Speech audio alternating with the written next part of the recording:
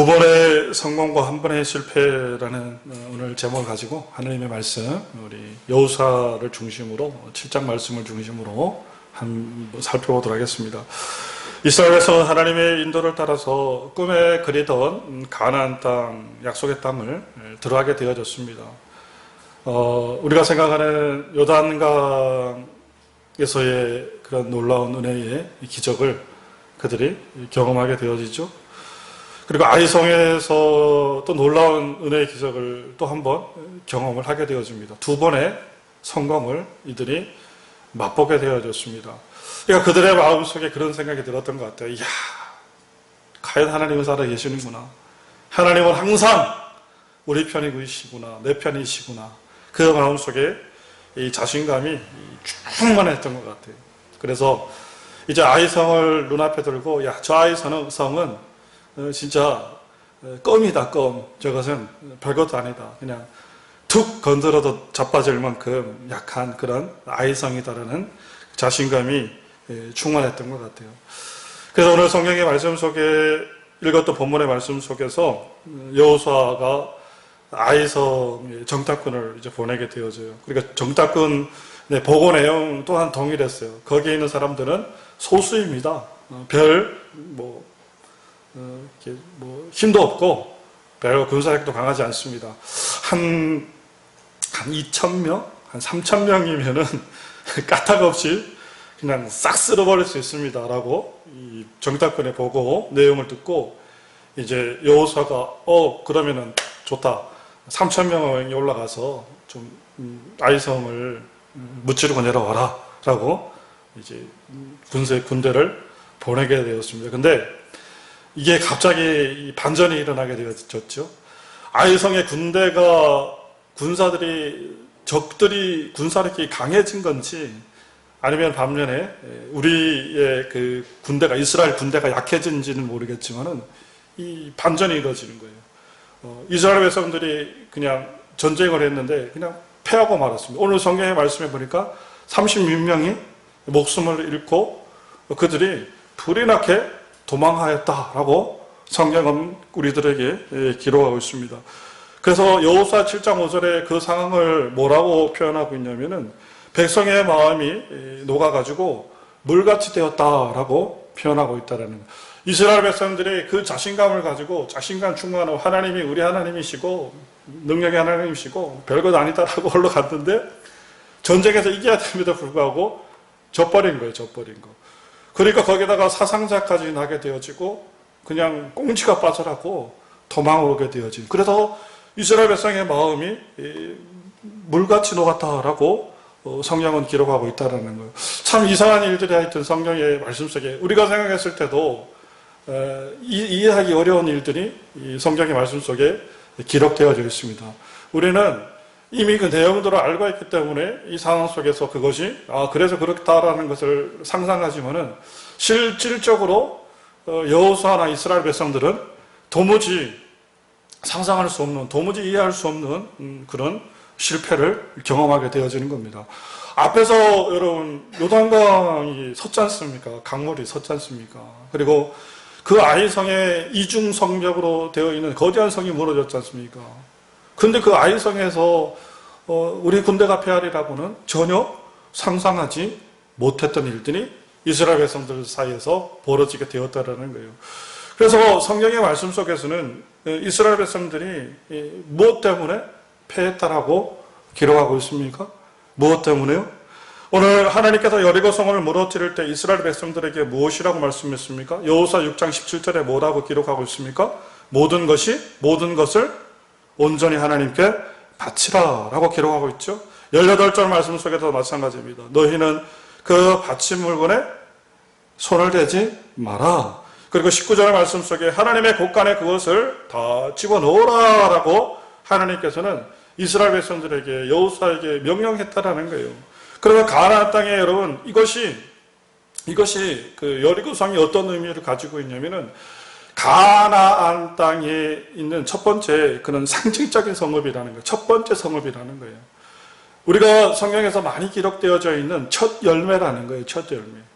첫 번째 것. 그리고 첫 단추. 그리고 시작점.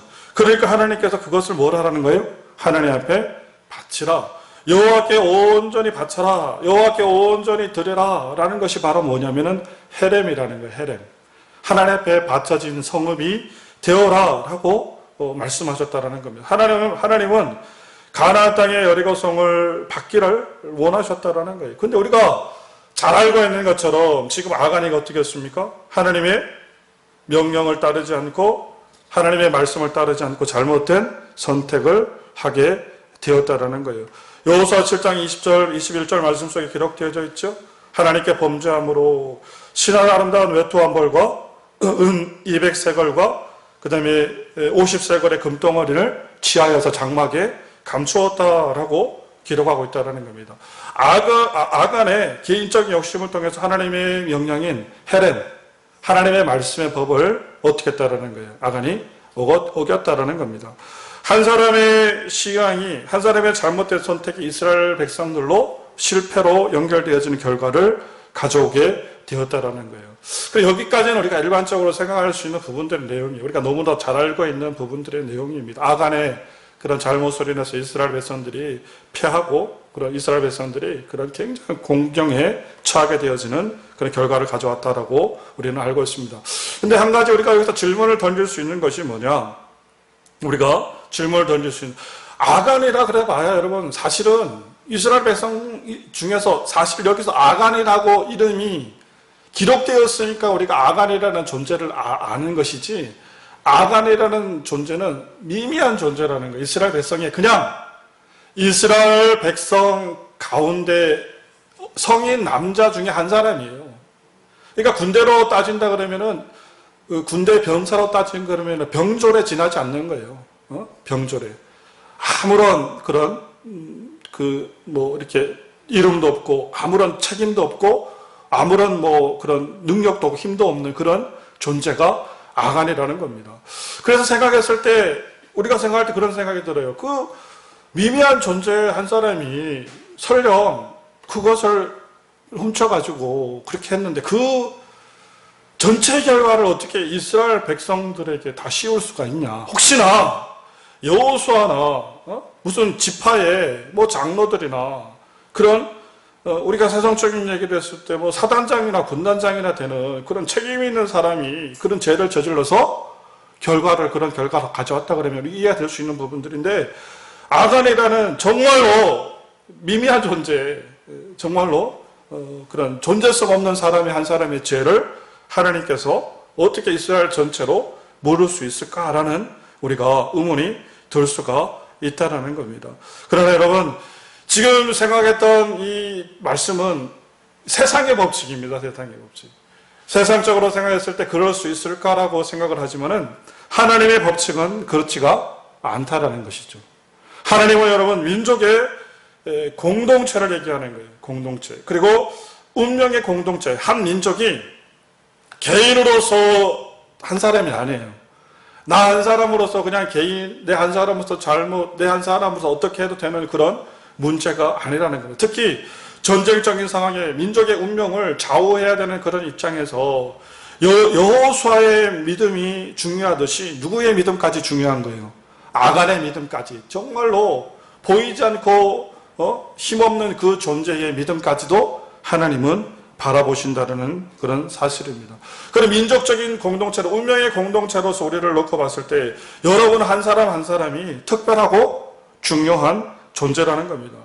그래도 민족의 운명과 굉장히 밀접한 관련을 가지고 살아가는 존재라는 거예요. 그래서 여러분 성경의 말씀 속에 늘 기록되어져 있는 말씀이 뭐라고 기록되어져 있냐면 로마서 12장 5절 말씀이나 또 고린도전서 12장 27절에 기록되어져 있지만은 지체라는 말을 참 많이 쓴다라는 거예요. 그죠?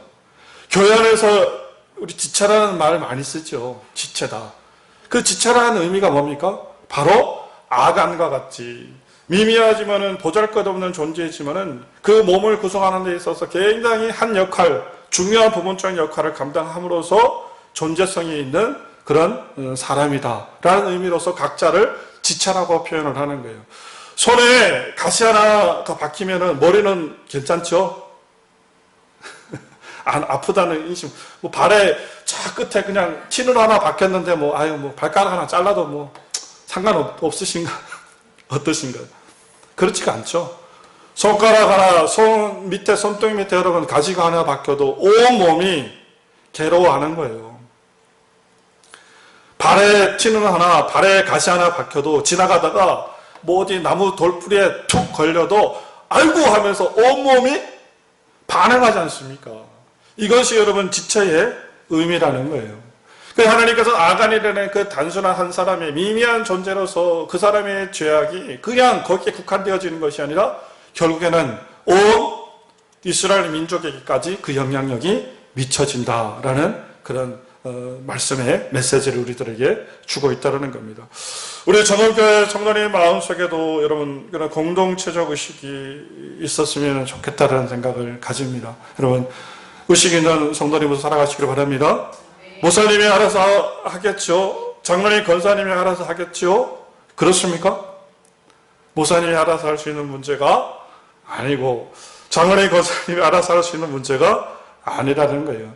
이런 생각을 가지고 있다면 절대로 여러분 은혜와 복을 누릴 수가 없습니다. 하나님은 하나님의 교회를 통해서, 이거 잘 들으셔야 됩니다. 하나님은 하나님의 교회를 통해서, 하나님은 주의 종들을 통해 하나님 은혜와 복을 우리의 성도님들 사이에, 우리 영혼의 심령 속에, 그리고 삶의 그런 가정마다 뿌려주시는 은혜를 베풀어 주신다는 거예요. 영적인 끈들이, 여러분과 이 교회가 영적인 그런 관계성의 끈들을 맺지 않으면은, 이 끈들이 끊어져 버리면은 하나님께서 주시는, 교회를 통해서 부어주시는 은혜의 복을 우리가 개개인들이 받을 수가 없다라는 겁니다. 나에게까지 그 은혜가 임할 수가 없다라는 거예요. 그래서 여러분 시편 84편 4절 말씀 속에 뭐라고 기록되어 있습니까? 주의 집에 사는 자들은 복이 있나니. 어디에 사는 자들이? 주의 집에, 하나님의 몸된 제단 가운데에 있는 자들이 뭐가 있다라는 거예요?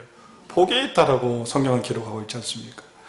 그리고 시편 133편 2절 말씀 속에 머리에 있는 보배로운 기름이, 머리에 있는 보배로운 기름은 그리스도 예수의 여러분 그 기름 되어진 은혜의 축복이라는 거예요. 그것이 누구를 통해서? 아론의 수염을 통해서, 제사장의 수염을 통해서 어디까지? 옷깃까지 흘러서 내린다라고 성경은 기록하고 있다는 거예요. 이 모든 관계적인 것들이, 교회와 나의 관계가 단절되어져 버리면은 주의 집에 거닐면서 누릴 수 있는 복을 우리가 받을 수가 없고, 머리서부터 흘러내리는 아론의 수염을 통해서 흘러넘치는 그 은혜의 복을 우리가 누릴 수가 없다는 사실입니다. 그래서 공동체의 의식을 갖는다는 것이 그렇게 중요하고 의미 있는 것이라는 거예요. 나의 마음속에 내 교회다라는 의식을 여러분 가지시기 바랍니다. 모든 교회의 일들이 나의 일이다라는 중심의 마음을 가지시길 바랍니다. 나의 교회, 나의 일이라는 그 마음의 중심을 가지고 우리의 마음을 함께하고 더불어서 함께 움직일 때에 하나님께서 이 교회 가운데, 여러분의 삶 가운데, 그리고 모든 형편 가운데 은혜 주시는 놀라운 축복들이 있을 줄 믿습니다. 다가오는 여러분 10월 13일 총력전도주일 우리가 또 계획하고 있습니다. 하나님께서 전반기를 통해 가지고 100% 또 200%의 부흥과 성장을 하나님께서 허락해 주셨습니다. 우리 교회 여러분 놀라운 은혜의 축복들을 주셨죠. 그것들이 다시 한번 우리의 10월 13일 통해서 하나님의 하심을 우리가 바라보고 그에 동참할 수 있는 은혜의 축복들이 있으시길 바랍니다. 목사님이 알아서 하시겠지? 안 됩니다. 장로님이 알아서 하시겠지? 그런 생각 안 돼요. 권사님, 우리 권사님 뭐 잘하니까 뭐 내가 안 해도 잘하시겠지. 그런 생각 여러분 가지지 않기를 바랍니다. 더불어 함께 참여하여서 더불어 함께 공동체를 이뤄낼 수 있는 그런 은혜가 있으시길 바라요. 아간한 사람의 그런 불신앙, 아간한 사람의 그런 끊어진 관계가 결국에는 전체 이스라엘 공동체에 영향을 미쳤듯이 우리 성도님 한 사람 한 사람의 마음적인 자세와 중심이 결국에는 우리 정음교회에 영향을 미치게 되어진다는 거예요. 아멘. 여러분 정말 뜨거운 마음의 중심을 가지고 주의 교회를 사랑할 수 있는 그런 은혜가 있으시길 바랍니다.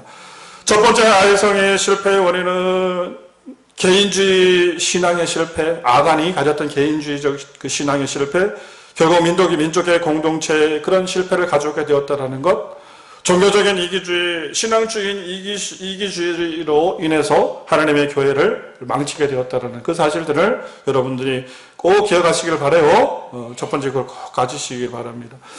두 번째, 우리가 이 아이성의 실패 원인을 가만히 또 들여다보니까요, 아간 한 사람에게만 돌리 얘기는 뭐가 또 석연치가 않아요. 아간이 한 사람이 그냥 독박을 씌워서 아간 네가 이렇게 했기 때문에 그냥 너만 싹 죽여버리고 돌무덤 쌓고 그냥 끝내버리면 된다라고 생각하기에는 뭔가 이렇게 찜찜함이 있습니다. 그래서 성경의 말씀들을 여러분 자세히 들여다보면은요, 비단 직접적인 책임은 아간에게 있었지만은 그 배경 후미에 또 다른 원인의 내용들, 성경에 잔잔히 흐르고 있는 그 말씀의 내용들을 살펴보면은 이 아간뿐만 아니라 여호수아와 지도자들의 그런 잘못들이 있더라는 겁니다. 무슨 얘기입니까? 여호수아의 마음속에 여러분 이게 뭐가 있었냐면은 이 느슨함이 있었어요. 느슨함. 여호수아의 마음속에 이 나태함이 있었습니다. 근본 요단강을 건널 때와 여리고성을 무너뜨릴 때에 그 여호수아의 심적인 변화를 가만히 살펴보면은요, 이 변화가 있습니다. 변화가. 한번 여러분 제가 성경의 말씀을 기록을 했는데 한번 비교해 보시기 바랍니다. 우리 요단강을 건너는 여호수아 우리 3장 5절 말씀의 내용들을 한번 살펴보시기 바랍니다. 너희 하나님 여호와의 언약의 계를, 그리고 4절 말씀에 그것에 가까이, 하나님의 계에 가까이 하지 말아라. 그리고 5절 말씀에 너희 자신을 성결하게 하라. 그리고 6절 말씀에 언약궤를 메고, 그리고 9절 말씀에 너희 하나님 여호와의 말씀을 들으라. 모든 중심적인 부분들이, 잘 보세요, 여호수아의 중심적인 부분들이 하나님의 그 중심을 향하고 있습니다. 하나님의 언약궤 성결하게 해라, 거룩하게 해라, 가까이 하지 마라, 구별해라, 하나님의 말씀을 들으라. 그죠? 근데 이 말씀의 내용들이 여리고성까지 그대로 연결되어지고 있어요. 여리고성. 우리 여호수아 5장 8절 말씀이죠. 할례라는 게 여러분 뭡니까? 구별되어지는 거 아닙니까? 이제 구별해라. 이스라엘 백성으로 가까이, 우리 앞에서 얘기했던 대로 하나님의 법궤를 가까이 하지 말아라. 구별된 삶을 살아라. 거룩한 백성이 되어라. 할례에 대한 말씀들. 그리고 9절 말씀에도 동일하죠. 우리 여호와께서 여호수아에게 말씀한 하나님의 말씀을 청종하고 있죠. 그렇죠? 그리고 우리가 10절 말씀에도 보니까 6월절을 지킨다라는 거예요. 하나님의 여러분 절기, 6월절을 지킨다라는 것은 뭡니까? 예배의 그런 삶을, 예배의 중심적인 삶을 견지하고 있다라는 거예요. 그거를 붙들고 있다라는 거예요. 그리고 13절 말씀 속에 여호수아 여리고에 가까이 이르렀을 때에 무엇을 보게 되어져요? 14절 말씀 속에 여호와의 군대 장관, 군대 대장을 보게 되었죠. 하나님의 여러분 붙들어주신 하나님의 이끄심이 철저하게 기록되어져 있지 않습니까? 다시 말해서 여호수아가 요단강을 건널 때도 마찬가지고 여리고성을 무너뜨릴 때도 마찬가지고 그 마음의 중심이 딱 이렇게 되어 있는 거예요. 누구만 보는 거예요? 하나님만 보는 거예요.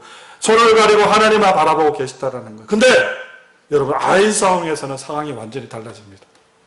우리가 보면 깜짝 놀랄 겁니다. 아이성 여러분 봐보십시오. 7장 2절, 여호수아 7장 2절 말씀 속에 여호수아가 계속적으로 기록하고 있는 말씀의 내용들이 사람에 대한 얘기를 하고 있어요. 그죠? 여호수아가 여리고에서 사람을 베델 동편 아이로 보내어서, 그죠?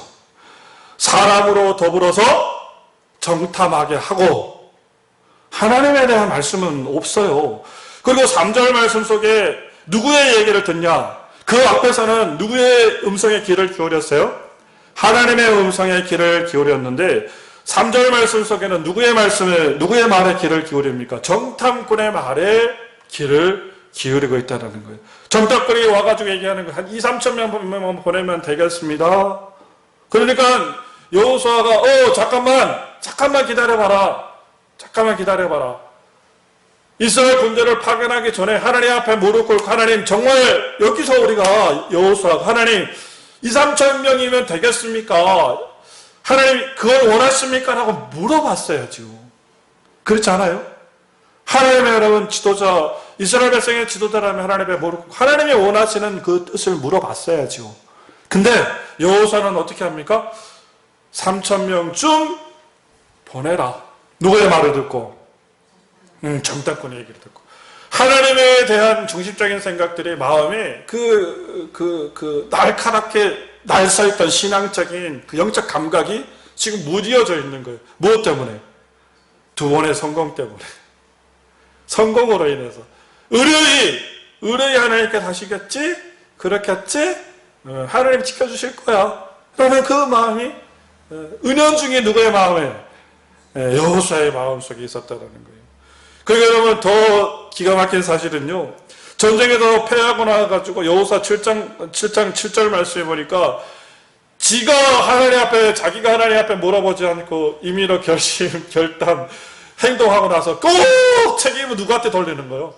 하나님 앞에 돌리는 거예요. 하나님을 원망해가지고 하나님 슬픕니다. 하나님께서 이 백성을 인도해서 요단강을 건너게 했는데 우리가 이 적군 아모리 사람의 손에 죽게 되었습니다. 하나님 우리를 멸망시키려고 하십니까? 하나님 이것이 어찌된 노릇입니까? 땅바닥을 치면서 껄껄 하는 거예요.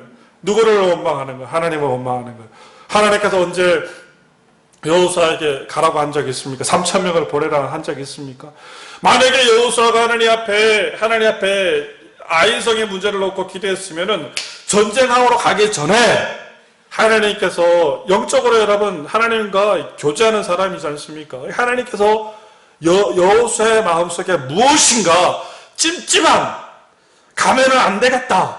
무엇인가 우리 안에 이스라엘 백성들 안에 무엇인가 지금 해결해야 될 문제가 있다는 것을 여호수아는 캐치를 했을 거라는 것이죠. 그러면은 전쟁에 보내지 않았을 것이고, 그쵸?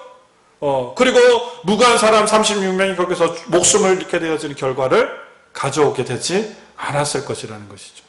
무엇이 잘못입니까? 그 마음속에 느슨함.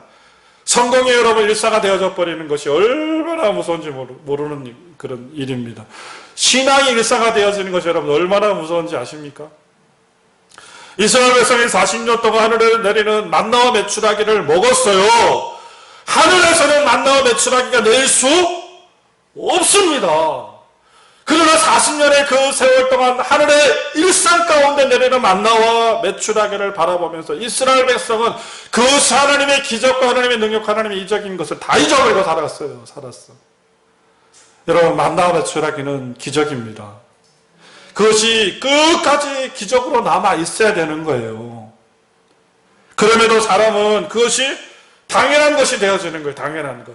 당연한 일상이 되어지고 당연한 권리가 되어지고 우리가 그런 말 하지 않습니까? 선의를 베풀다 보면은 선의가 반복되어지고 베품이 반복되어지다 보면은 그것이 나의 무엇인 줄 안다 그래요. 걸린 줄 안다 그러지 않습니까? 그게 걸립니까? 아니에요. 베풀어주는 사람은 굉장한 은혜를 가지고 베풀어주는 것입니다.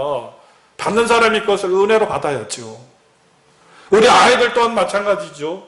어떤 아이들이 부모에게 효자, 효녀가 될 수 있습니까? 부모님의 무엇을, 그 베풀어 주신 은혜를 감사하게 생각할 수 있는 사람이 그 효를 행할 수 있는 거예요. 맞죠?